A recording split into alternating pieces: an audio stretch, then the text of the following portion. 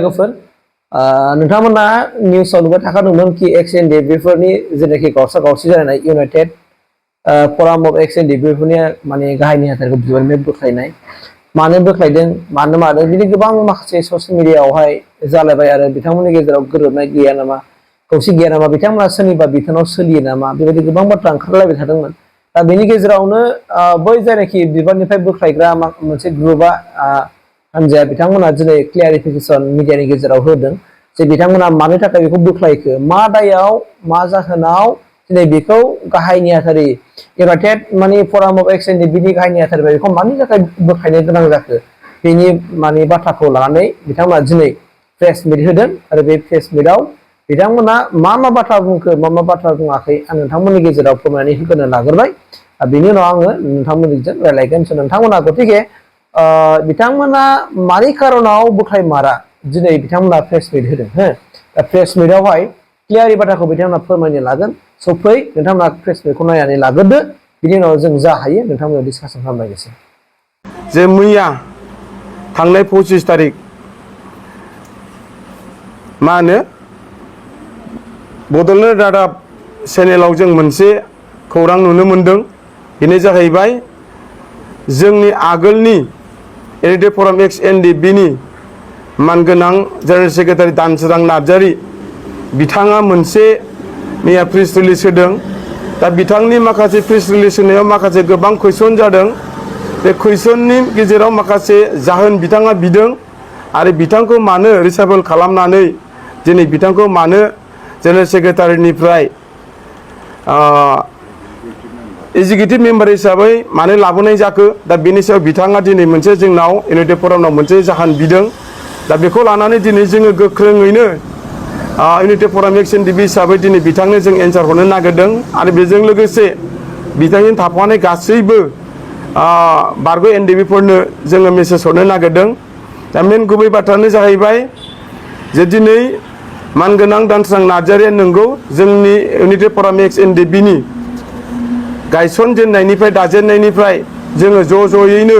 सावरायलायनायनि गेजेरजों जों बिथांखौ इउनाइटेड फराम एक्स एनडिएफबिनि जेनेरेल सेक्रेटारि हिसाबै जोङो मोनफुंनो हादों बे सैथो बाथ्रा नाथाय जोंनि गेजेराव इउनाइटेड फराम हिसाबै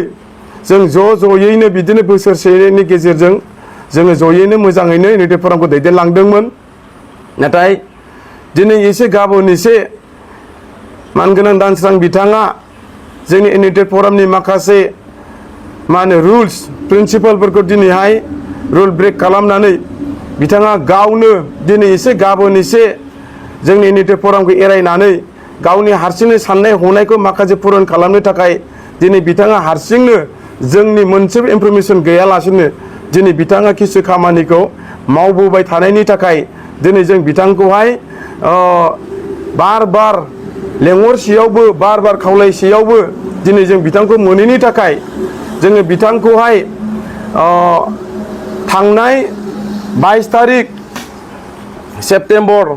2024 बे तारिखआव जोङो बिथांनि 5-6 माससो इउनाइटेड फरामजों इनएक्टिभ जानानै थानाय माखासे समस्याफोरखौ जों सावरायलायनो होननानै फर्मेलि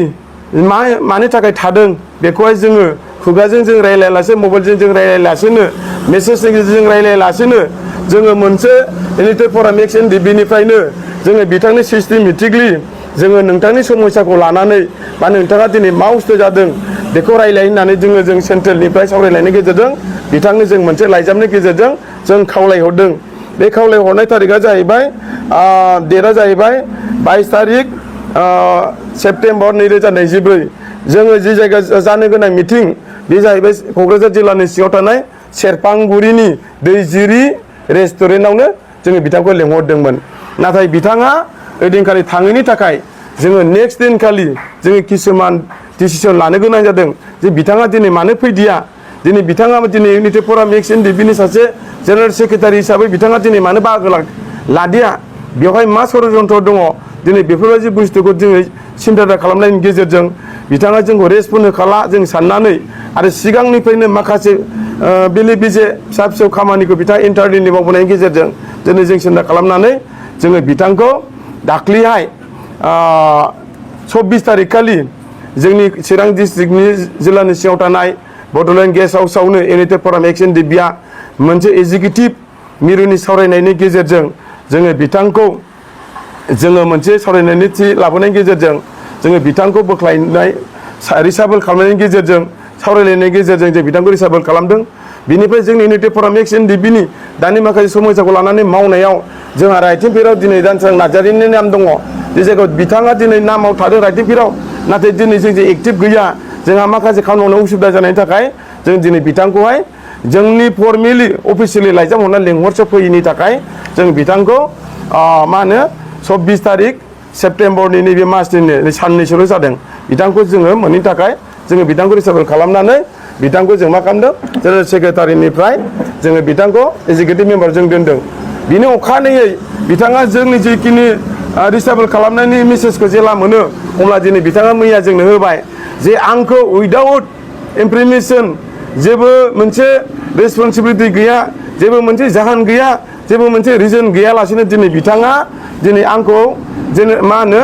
इउनाइटेड फराम एक्स एनडिएफबिनिफ्राय जेनेरेल सेक्रेटारि पदखौ बोखारनानै एग्जिकिउटिभ मेम्बार हिसाबै दोनहैदों होननानै बुंदों नाथाय बिथाङा जोंनाव रिजन बिदों नाथाय दिनै आं बेखौनो बुंगोन रिजन बिनाय हिसाबै रिजना गोबां दं बिथाङा नाथाय दिनै रिजन बिनायखौ होनो हाया साननो हागौ आं दिनै बिथां दानस्रां नार्जारि बिथांखौ बुंगोन आं दिनै पार्सनेलि दिनै दानस्रां बिथांजों आंहा पार्सनेलि जेबो गैया आं दिनै लोगो हिसाबै आं दिनै बुंगोन नाथाय दिनै इउनाइटेड फराम एक्स एनडिएफबि हिसाबै जोंहा माखासे दायित्व थानाय माखासे समयसा खामानि मावनो लानाय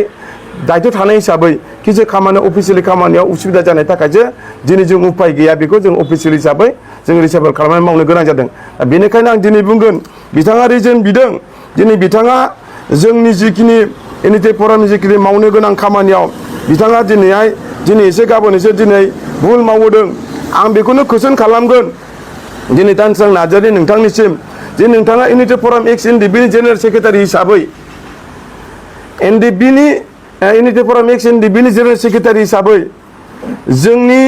मुंख्लं सान थांनाय 14 सेप्तेम्बर 2024नि इउनाइटेड फराम एक्स एनडिएफबिआ बेवहाय मिरु हिसाबै जोङो गुफुरनि दैमालु फोथारावहाय जोंनि इउनाइटेड फराम मा सेन्ट्रेलाइज हिसाबै 32थि मुंख्लं सानखौ जों बेवहाय गाजा गोमजायै दानि मा होनो बिटिसिनि आउट अफ बायहेरायाव थानाय इउपिपिअनि सिएम मानगोनां मिनिस्टार बसुमतारीखौ जोङो बे हाबाफारियाव लेंहरदों आरो जोंनि साहित्य सभानि